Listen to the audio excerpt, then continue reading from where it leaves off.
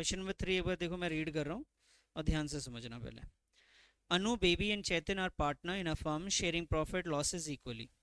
कह रहे जी अनु, बेबी और पार्टनर, ये तीन पार्टनर हैं और इनका प्रॉफिट शेयरिंग रेशियो अगर आप देखते हैं तो ये इक्वली है। ठीक है। अब ये कहानी है कि भाई तीन बंदे हैं और तीनों मिलके आपस में प्रॉफिट जो है वो बराबर बराबर बांट रहे थे। They take deep into the partnership. उन्होंने एक नया पार्टनर उनको ज्वाइन कर रहा है, उसका नाम क्या है? दीप है। तो भाई पहले ये दोनों कौन थे भाई? पहले तीन थे, अनु, बेबी और चेतन। अब इनके पास एक दीप नया पार्टनर आ गया, 1 अप्रैल 2023 की बात है। और इस नए पार्टनर्स को इन्होंने बोला है कि 1/5 प्रॉफिट में शेयर्स देंगे। तो इसका मतलब ये हुआ कि सर तीन पार्टनर्स पहले से थे, एक नया पार्टनर आ रहा है, इसी वजह से गुडविल निकाल रहे हैं क्या? For this purpose goodwill is to be valued. मैंने आपको अभी रीजन बताया था कि गुडविल जो वैल्यूड होता है उसमें एक रीजन ये भी है कि जब कोई नया पार्टनर आए, यानी एडमिशन ऑफ अ पार्टनर भी गुडविल का एक रीजन है। तो गुडविल के लिए उन्होंने कहानी बनाने की कोशिश करी कि तीन पहले से थे, एक नया आया। For this purpose goodwill is valued. अब गुडविल जो वैल्यूड हो रहा है बेटा एट 100%। गुडविल कैसे वैल्यूड हो रहा है बेटा? एट 100%। जो नंबर पे परचेज होता है, आप यहाँ पे ध्यान से देखिएगा तो लिखा हुआ है जैसे यहाँ पे कि goodwill of the firm on the basis of 4 year purchase. इस क्वेश्चन में लिखा हुआ था goodwill at 3 years, valued at 3 years. तो गुडविल जब भी वैल्यूड होगा किस पे हो रहा है? यहाँ पे क्वेश्चन क्या कहता है? एट 100%। मतलब अगर कोई कंपनी का एवरेज प्रॉफिट 2 लाख है तो गुडविल वैल्यूड होगा उसका 100%। और 100% कितना आ जाएगा? वो भी 2 लाख। तो ये जो है ना, आपको ये number of year purchase percentage में दिया है बेटा। अगर मान लीजिए नंबर ऑफ परचेज 3 इयर्स है, परसेंटेज में जाएंगे तो ये क्या होता है? 300। टाइम्स में जाएंगे तो ये क्या हो जाएगा? 3 टाइम्स। तो देखिए number of purchase generally years में होता है जनरली, लेकिन अगर कभी लिखा हुआ है 3 इयर्स तो इसी का सेम मीनिंग क्या निकल के आता है? 3 टाइम्स। इसी का सेम मीनिंग क्या होता है बेटा? 300%। बताइए, बात समझ में आ गई? तो इस क्वेश्चन में आपको नंबर में नहीं गिवन है, किस में गिवन है बेटा? आपके सामने परसेंटेज में गिवन है। Of the average annual profit, जो भी एवरेज एनुअल प्रॉफिट होगा, किसका average annual profit? Previous 3 years, previous 3 और 4 इयर्स। ये देखो प्रीवियस 3 और 4 year whichever is higher. ये आपसे कह रहे हैं कि जब आप गुडविल निकालेंगे ना तो इसका आप ख्याल रखिएगा कि पिछले 3 साल का और पिछले 4 साल का एवरेज आप निकालिएगा। जो उसमें से ज्यादा रहेगा उससे हम लोग गुडविल कैलकुलेट करेंगे। पहले प्रीवियस 3 इयर्स और previous 4 year whichever is higher. तो भाई आपके सामने ये गुडविल प्रॉफिट दे रखे हैं। आप ध्यान से देखिए, देखिए प्रॉफिट है पहले आपका 2020, 21, 22, 23, 4 साल का आपके सामने प्रॉफिट है। क्वेश्चन ने बोला पहले 3 साल का एवरेज निकालना है, फिर किसका निकालना है? 4 का। जो ज्यादा होगा उससे हमें क्या करना है? गुडविल निकाल देना है। तो पिछले 3 साल का पहले कहा, इन्होंने बोला प्रीवियस 3 इयर्स। प्रीवियस 3 इयर्स और प्रीवियस बिगिनिंग 3 इयर्स में फर्क होता है बेटा। जैसे मैं आपसे कहूं कि बेटा पिछला दिन बताओ कौन सा है, तो आप बोलोगे सर मंडे गया। मैं बोलूंगा पिछला साल बताओ, तो आप बोलोगे 2024 गया।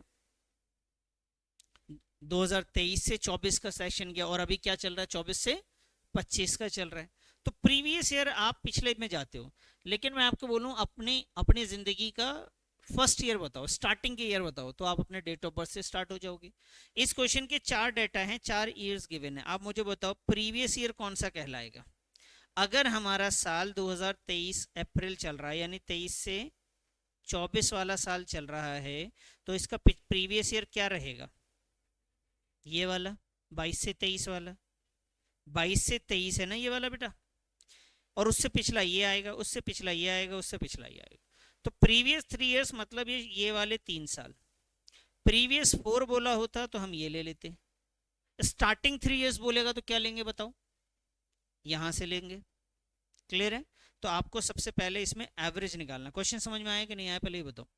नहीं आया, फिर से समझा देता हूँ। चलो, क्वेश्चन आपसे कह रहा है, इसमें कई सारी बातें हमने सीख ली। क्वेश्चन कह रहा है कि पहले से कितने पार्टनर्स थे बेटा, 3 पार्टनर, उनके बीच का प्रॉफिट शेयरिंग रेशियो क्या है, इक्वली। नया पार्टनर आया, उसका नाम क्या है, दीप। कितने प्रॉफिट शेयर के लिए आया बेटा, 1/5 के लिए आया। बेटा यहाँ तक तो सिर्फ कहानी है, इससे गुडविल का कोई लेना देना नहीं है।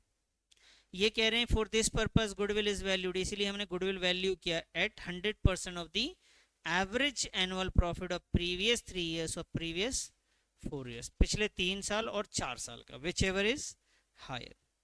तो क्वेश्चन नंबर है 3। सबसे पहले मैं निकालूंगा एवरेज प्रॉफिट। तो एवरेज प्रॉफिट के लिए मैं क्या करूंगा, इधर ध्यान देना, पहले इधर ध्यान दो। मैंने ईयर यहाँ लिख लिया और प्रॉफिट्स यहाँ लिख लिया। बेटा इधर देखो सर यहाँ लिखने की वजह, मैं ऐसे करके मैं पूरा नोट कर लेता हूँ इसको। पहले 2023 24 ओ सॉरी 22 21 20 288 2,88,000 1,81,800 1,81,800 1,87,200 1,87,200। फिर आइए जी 2,53,200 2,53,200। क्वेश्चन ने बोला एवरेज 3 साल का निकालिए, तो मैं पहले 3 साल का टोटल कर लूंगा। ऐसे लिखने में टोटल करना हमारे लिए आसान हो जाता है, और इसमें लिखने में ना, जब ऐसे लिखते हैं वैल्यू को, तो इसमें टोटल करना थोड़ा सा मुश्किल होता है। फिर आप दोबारा जाके रफ में ऐसे लिखते ही हो, इससे बेहतर है ऐसे ही टोटल करो। तो पहले आप यहाँ 3 साल का टोटल कर लीजिए। बताइए मुझे 3 साल का टोटल क्या आएगा, फटाफट बताओ जरा, कैलकुलेट। बोलिए बोलिए बोलिए।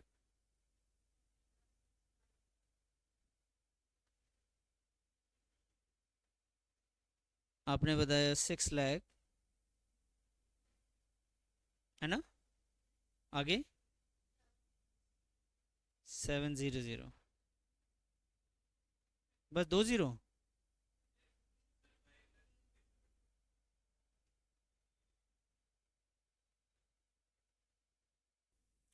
तो ये 3 साल का टोटल हो गया जी। अब चलो इसको भी टोटल कर देंगे तो 4 साल का भी टोटल आ जाएगा एक बार। तो एक ही बार में हमारा ऐसे क्वेश्चन में हम लोग एक साथ ही कर लेंगे। बताइए, इसको भी टोटल कर दीजिए।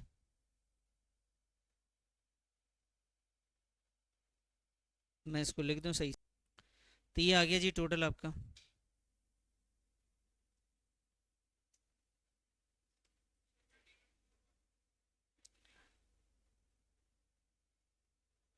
दो हजार बीस, अच्छा ये डेट वाले 2020, ठीक है बेटा। अब हमने यहाँ पे क्या करेंगे, इज्जत से एवरेज ले लेते हैं जी। Average profits for 3 years। तो क्योंकि हमने टोटल पहले ही कर लिया था एक ही बार लिखकर, तो यहाँ पे लिख दिया 3 साल का प्रॉफिट डिवाइडेड बाई 3 करा बेटा। तो 3 2 ज़ा 6, 3 1 ज़ा 3, 3 9 ज़ा 27, 2,19,000 आ रहा है ये। तो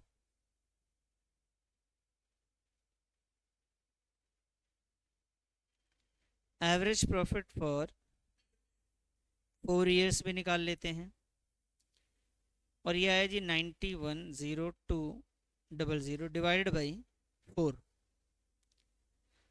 तो 4 2 ज़ा 8,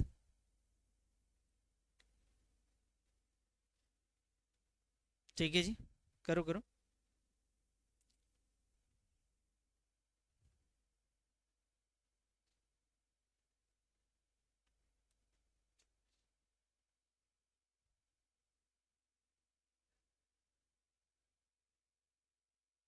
ये आ रहा है, देख लो बेटा, मेरा ये आ रहा है, बाकी आप बताओ क्या आ रहा है। अब इसके बाद हम आएंगे सीधा गुडविल पे। गुडविल का फॉर्मूला लिखेंगे पहले average profit multiply by number of years purchases. Babu average profit आपके सामने है, हमें बोला गया था जो भी ज़्यादा आएगा वो ले लेना, तो ज़्यादा कौन सा वाला वैल्यू है, सेकंड वाला 4 साल वाला, 227550 इनटू का number of A purchase. Question ने नंबर ऑफ ए परचेज को परसेंटेज के फॉर्म में दिया था, और 100% का मतलब है सेम वैल्यू, यानी 227550 हमारा गुडविल आ गया जी। बताइए बात समझ में आ गई है, बोलिए।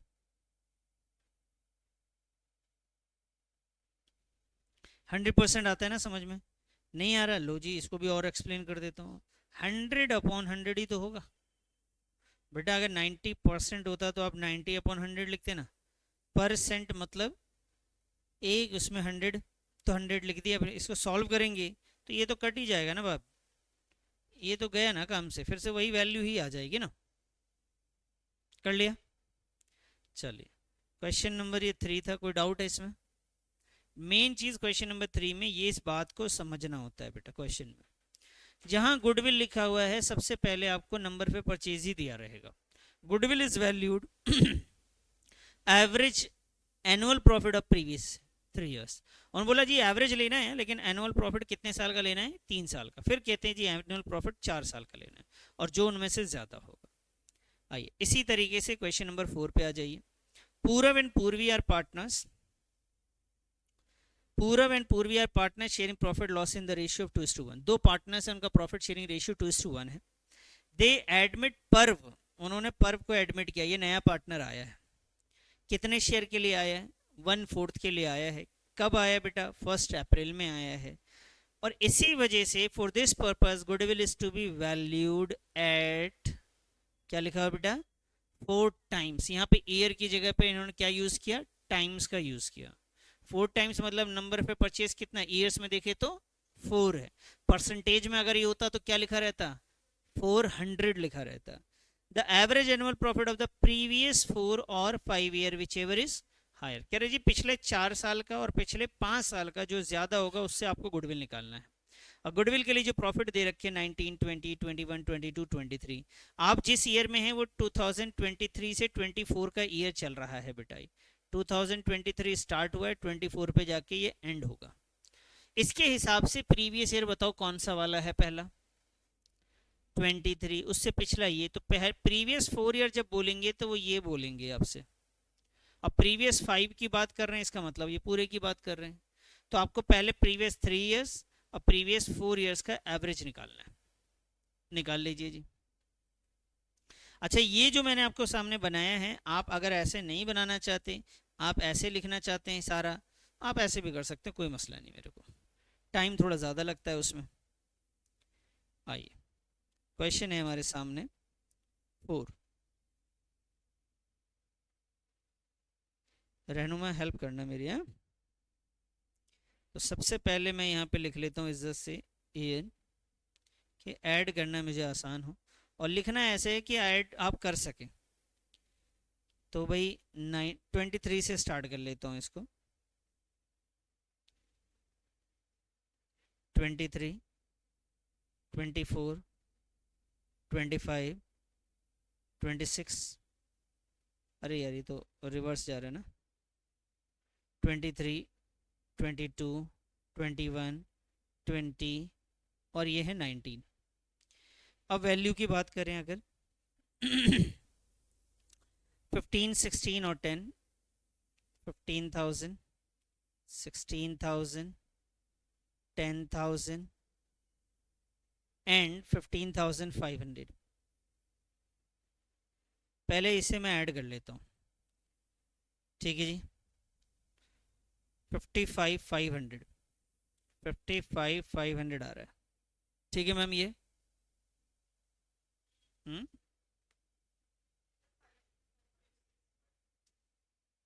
56,500 आ रहा है, ठीक है। चलिए 19 की वैल्यू ले लेते हैं जी। 19 में 14,000 है, इसका भी टोटल कर लेते हैं, 70,500 आ रहा है। तो 4 साल का भी मैंने टोटल कर लिया, 5 का भी टोटल कर लिया। अब एवरेज निकालना मेरे लिए आसान है, आप खुद से निकालिएगा ज़रा। एवरेज प्रॉफिट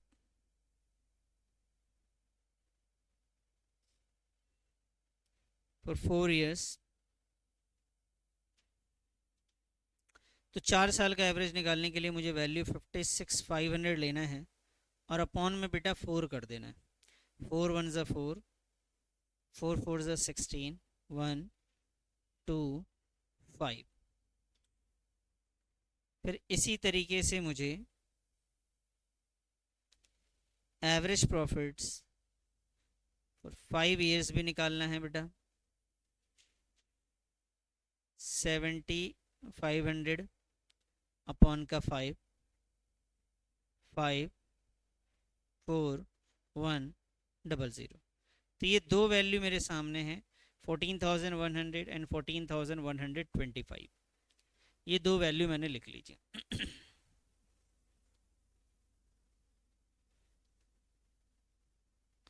अब इसमें से जो वैल्यू ज़्यादा है उसी से आपको गुडविल निकालना है।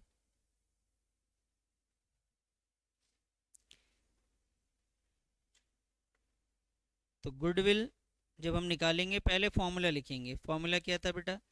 Average profit multiply by number of years purchases. Babu average profit हमारे पास है, जो ज़्यादा वाली वैल्यू तो मुझे 4 years वाली दिख रही है, ठीक है जी। नंबर पे परचेजेस क्वेश्चन में गिवन था, तो यहाँ पे आप देखिए नंबर पे परचेजेस को टाइम्स में दिया गया था। वो क्या था सर? 4 times। कितना था नंबर पे परचेज? 4 times। तो 4 से मल्टीप्लाई करेंगे, फाइनली जब 4 से मल्टीप्लाई करेंगे तो वैल्यू आ जाएगा बेटा 56,500। ये गुडविल आ गया जी। कोई डाउट है तो पहले पूछ लो, फिर आगे बढ़ते हैं। क्लियर है? आगे बढ़े बेटा, कहीं पे कोई डाउट? अब इसी के साथ आगे के एक नए टॉपिक की तरफ थोड़ा सा चलते हैं और समझते हैं। देखिए बाबू, सबसे पहले आप इस बात को समझने की कोशिश करें कि देखिए, जब आप किसी कंपनी की गुडविल निकाल रहे हैं, किसी भी कंपनी की जब आप गुडविल निकालेंगे तो उससे आप उसका प्रॉफिट पूछेंगे कि भाई साहब आपका प्रॉफिट क्या हुआ है बताइए ज़रा। वो अपना प्रॉफिट बताएगा, क्योंकि उसी के बिहाफ पे तो आप गुडविल निकाल रहे थे एवरेज प्रॉफिट मेथड में। तो अब एक बात बताओ, अगर मैं आपसे पूछूं कि भाई बताओ ना, आप अपने प्रॉफिट बताओ, तो आप जब भी आपको पता है इस कंपनी को गुडविल वैल्यू करी जाएगी, तो आप अपने प्रॉफिट ज़्यादा बताएंगे या कम बताएंगे? बोलो। ज़्यादा ही बताओगे। या आपको पता है कि ईयर के एंड में गुडविल वैल्यू होना है, तो जाहिर सी बात है उसमें कुछ ना कुछ तो ऐसी चीज़ें रहेंगी। तो कई बार ना एरर होता है प्रॉफिट्स के अंदर। कई बार वो प्रॉफिट्स भी जुड़े रहते हैं जो कंपनी के नाम और शोहरत की वजह से कंपनी ने कमाई भी नहीं थी और उसने जोड़ के बता दिया। तो हमारे लिए मसला ये है कि हमें ऐसे प्रॉफिट को जो कि प्योर प्रॉफिट नहीं है, जो कंपनी अपने नाम से नहीं कमा रही थी, ऐसे प्रॉफिट्स को हम साइड कर दें और जो नाम से कमा रही है सिर्फ उसी प्रॉफिट का एवरेज निकाल के हम गुडविल निकालें। तो ऐसे प्रॉफिट्स के लिए हम क्या करते हैं और कौन से प्रॉफिट को हम लोग साइड करते हैं, ये अब हमें सीखना है। कि देखिए, जब भी आपके सामने कोई गिवन प्रॉफिट हो, क्वेश्चन ने आपको कोई प्रॉफिट दिया, ठीक है जी, कोई भी प्रॉफिट्स दे रखा है, उस प्रॉफिट में आपने माइनस कर देना है एबनॉर्मल प्रॉफिट। ठीक है जी, एबनॉर्मल प्रॉफिट को माइनस करना है और प्लस कर देना है एबनॉर्मल लॉसेस को। एबनॉर्मल लॉसेस, बेटा ये जो एबनॉर्मल प्रॉफिट है इसे आप नॉन ऑपरेटिंग प्रॉफिट भी कह सकते हैं, मैं समझाऊंगा अभी आपको बात। और ये है बेटा नॉन ऑपरेटिंग लॉसेस, या फिर आप एक्सपेंसेस भी इसे कह सकते हैं। सर बात समझ नहीं आई तो ध्यान से समझो। और ये जो प्रॉफिट आएगा ना, इसे आप एडजस्टेड प्रॉफिट कह लीजिएगा, या फिर इसी को आप नॉर्मल प्रॉफिट्स भी कह सकते हैं। तो अभी आपको मुझे क्या समझाना है, ध्यान से समझिए। क्वेश्चन ने आपको ये प्रॉफिट दे दिया, उसमें आप एबनॉर्मल प्रॉफिट को माइनस कर रहे हैं, एबनॉर्मल लॉसेस को प्लस कर रहे हैं। तो मुझे यही सिखाना है कि एबनॉर्मल को क्यों माइनस कर रहे हैं और एबनॉर्मल को क्यों प्लस कर रहे हैं, लॉसेस को क्यों प्लस कर रहे हैं और प्रॉफिट को क्यों माइनस कर रहे हैं। चलो इसके लिए एक छोटा सा मैं एग्जांपल लेता हूँ। भाई मान लीजिए कि कोई कंपनी है जो है एक्स लिमिटेड। मैंने पूछा जी आप क्या कमाते हैं, उसकी लिस्ट दीजिए। तो उसने आपके लिस्ट दे रखी, ध्यान से समझिएगा। उसने लिस्ट दी और मुझे उसकी ना एक्चुअल में औकात जाननी है कि वाकई ये कंपनी अपने नाम से इतना कमा रही है। तो देखिए उसने बताया कि भाई जो भी हमारा सेल की वजह से प्रॉफिट हुआ, जो भी प्रॉफिट हुआ वो है हमारे पास 1 लाख का प्रॉफिट। ये समझ लीजिए ये ऑपरेटिंग प्रॉफिट है, जिसमें कंपनी डील कर रही है, ऑपरेटिंग प्रॉफिट है ये। जिसमें जैसे कपड़े की दुकान वाला कपड़े बेच के कमा रहा है वो ऑपरेटिंग प्रॉफिट, मैं पढ़ा के कमा रहा हूँ वो ऑपरेटिंग प्रॉफिट, ठीक है जी। और ऐसी फर्नीचर की दुकान वाला फर्नीचर का सामान बेच के कमा रहा है, उसे क्या बोलेंगे, ऑपरेटिंग प्रॉफिट। तो ऑपरेटिंग प्रॉफिट जो है कंपनी का कितना है, 1 लाख। उसने बोला लेकिन यहाँ पे बात खत्म नहीं होती, हमारे पास 1 लाख रुपए और है जो मेरे एक प्रॉपर्टी है उस पर मुझे रेंट मिला है, रेंट आता है मेरा, कोई प्रॉपर्टी मैंने ले रखी है वहां से क्या आता है मुझे, रेंट आता है। तो 2 इनकम हो गई। मैंने बोला जी कोई और इनकम बताओ, क्या जी हाँ है, एक और है, 10,000 रुपये का मुझे ना बैंक में इंटरेस्ट आया है, या आप इसे डिविडेंड समझ लो, डिविडेंड आया। मैंने पूछा डिविडेंड, बेटा डिविडेंड रिसीव्ड हुआ है, ये क्या होता है, डिविडेंड रिसीव क्या होता है, पहले समझना मेरी बात को फिर। डिविडेंड का मतलब होता है किसी कंपनी का आपने शेयर लिया, शेयर्स तो बहुत सुने होंगे आपने, कंपनी के शेयर्स खरीदे जाते हैं। तो अगर मान लीजिए मैंने रिलायंस का शेयर खरीद लिया, तो मैं भी एक रिलायंस का छोटा मोटा ऑनर बन गया। अब ईयर के एंड में जो प्रॉफिट होगा रिलायंस का मालिक जो है सिर्फ अपने पास नहीं रखेगा, जितने भी शेयर होल्डर्स हैं सबको मिलेंगे। तो उसका एक छोटा मोटा शेयर होल्डर्स मैं भी हूँ, मेरे हिस्से में भी आएगा कुछ पैसा। तो जो मेरे हिस्से में पैसा आया उसी को हम लोग डिविडेंड बोलते हैं। बैंक वाला जो हमें पैसा देता है उसे हम लोग इंटरेस्ट बोलते हैं। आप जो हमें फीस दे रहे हो उसे हम लोग फीस कह रहे हैं, जो पैसे दे पैसे के नाम है। तो ऐसी कंपनी के जो प्रॉफिट, अगर किसी कंपनी के में शेयर्स आपने खरीद रखे थे और उस कंपनी का प्रॉफिट में आपको हिस्सा मिल रहा है तो उसे क्या बोलेंगे, डिविडेंड बोलेंगे। क्या बोलेंगे, तो शेयर ऑफ प्रॉफिट्स, अगर कोई प्रॉफिट का शेयर है अदर कंपनी में, दूसरी की कंपनी में, तो उसे क्या बोलेंगे आप, तो हमें डिविडेंड मिला है, कितना मिला है, 10,000। मैंने बोला कोई और इनकम बताओ, और भी है, कह रहा हाँ पिछले साल हमारे कंपनी में एक आग लग गया, तो हमने इंश्योरेंस वालों को क्लेम करा कि भाई नुकसान हो गया हमारा, तो उसमें हमें इंश्योरेंस का क्लेम मिला है। हम तो ये सोच के बैठे हुए थे शायद ना मिले, लेकिन वहां से हमें टोटल कितना मिला है, 50,000।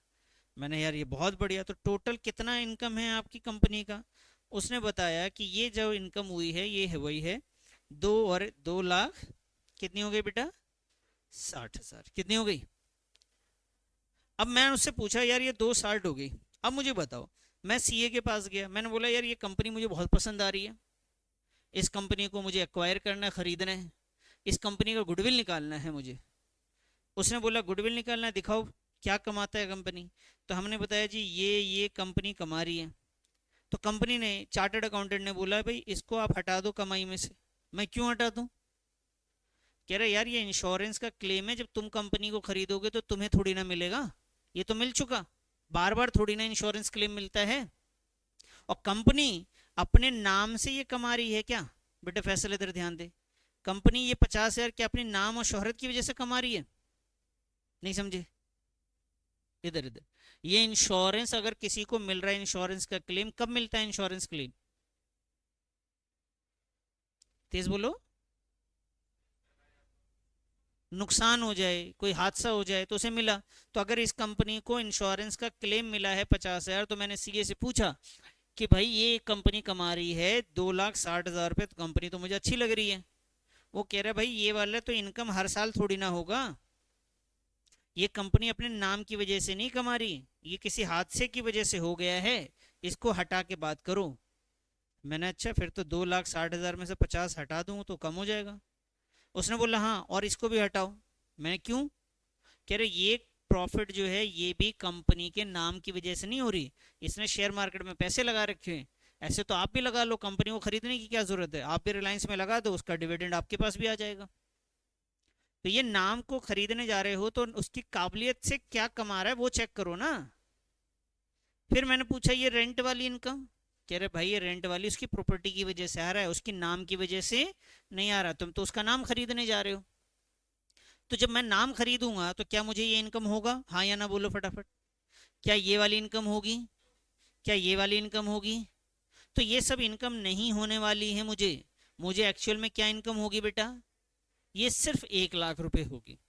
क्लियर? तो मुझे गुडविल के लिए मुझे ये 1 लाख लेना चाहिए, ये 260 लेना चाहिए, बोलिए जरा।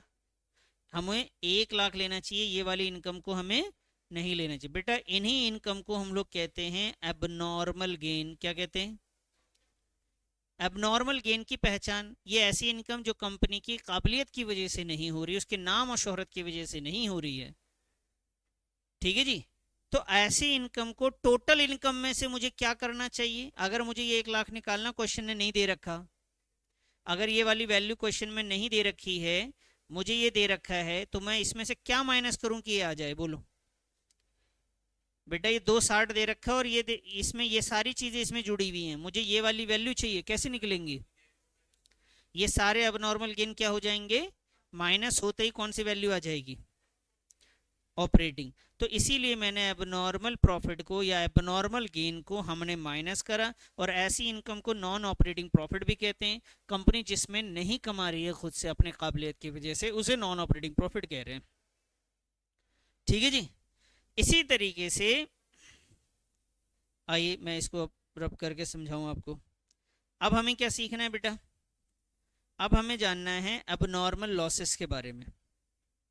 किसके बारे में जानना है हमें? Abnormal losses.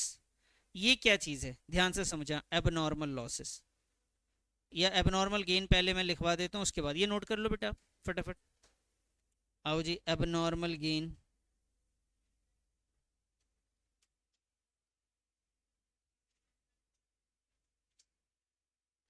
एबनॉर्मल गेन में हमने पॉइंट लिया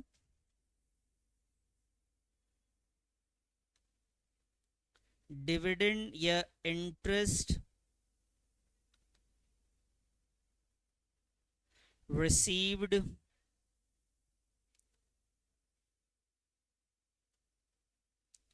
on investment,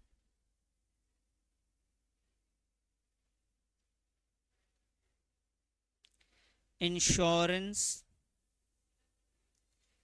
claim received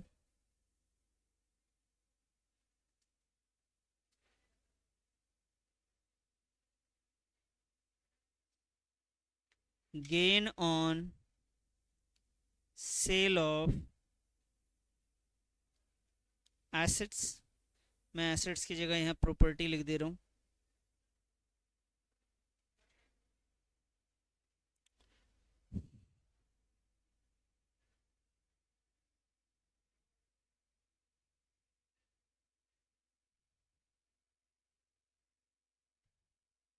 fourth,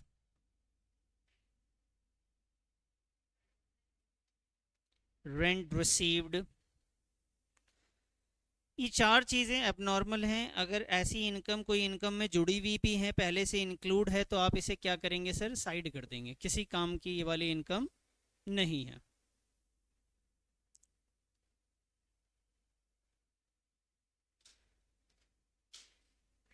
अब आइए एबनॉर्मल लॉसेस की बात करें।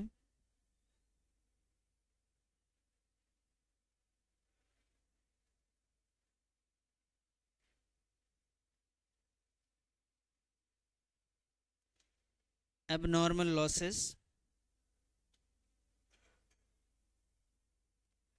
loss by theft,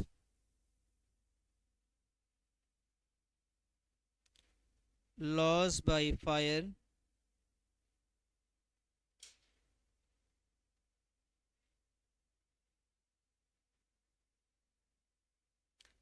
compensation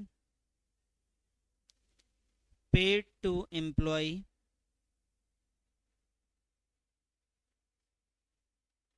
compensation paid to employee,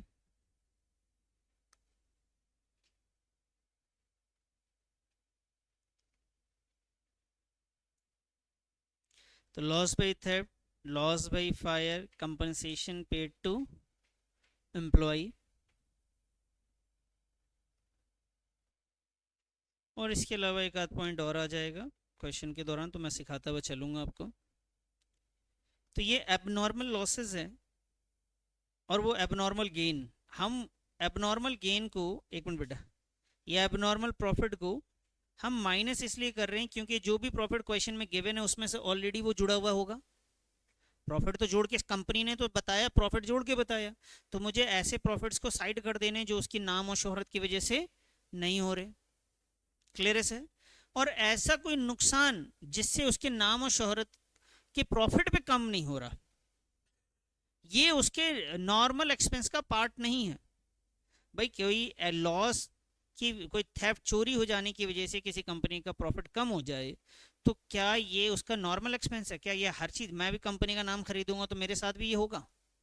हाँ, अगर कोई सैलरी है, रेंट है, इंश्योरेंस है, ये कंपनी का नॉर्मल खर्च है, कंपनी उसके नाम से रहे, ये मैं खरीद के लेकर आऊँ गुडविल, तो ये खर्चे मुझे भी उठाने पड़ेंगे। लेकिन ये loss by theft, loss by fire या कंपनसेशन पेड टू एम्प्लॉय, ये नॉन रिकरिंग नेचर होता है बेटा। ऐसे एक्सपेंसेस जो बार बार नहीं होंगे, सालों में, 5 सालों में एक आध बार हों, उसे नॉन रिकरिंग एक्सपेंसेस कहते हैं। और ऐसे एक्सपेंसेस को हम लोग वापस से क्या करते हैं? प्लस कर देते हैं। क्लियर है? ये लॉजिक क्लियर है? तो कोई भी प्रॉफिट गिवन हो, पहले एबनॉर्मल प्रॉफिट को माइनस करेंगे, लॉसेस को प्लस, अगर वो ऑलरेडी इससे प्लस माइनस हो चुके थे तब। अगर वो इनकम, ध्यान से सुनो मैं क्या बार बार बोल रहा हूँ, जो भी प्रॉफिट मैंने आपको दिया, जैसे मैं आपसे बोलूँ, ध्यान से सुनो, मैं आपसे बोल रहा हूँ कि सर मेरी कंपनी 5 लाख कमाती है, आपने बोला क्या जुड़ा हुआ है इसमें? मैंने बोला डिविडेंड जोड़ के बता रहा हूँ मैं आपको 1 लाख रुपए। तो आपकी नजरों में मेरी कंपनी की वैल्यू 5 लाख कमाने की है या 4 लाख कमाने की है? मेरी कंपनी 5 लाख कमाती है, मैं इसमें 1 लाख रुपए डिविडेंड जुड़ा हुआ बता रहा हूं आपको, तो आपके हिसाब से मेरी कंपनी क्या कमा रही है? सिर्फ 4 लाख कमा रही है। क्लियर है जी? इसी तरीके से मैं आपको बताऊं कि मेरी कंपनी जो है वो 5 लाख कमाती है और इसमें 1 लाख का तो लॉस हो गया, लॉस बाई फायर है, तो इसका मतलब कि मेरी कंपनी 5 नहीं 6 कमा रही थी। क्लियर है? इसको नोट कर लो फटाफट।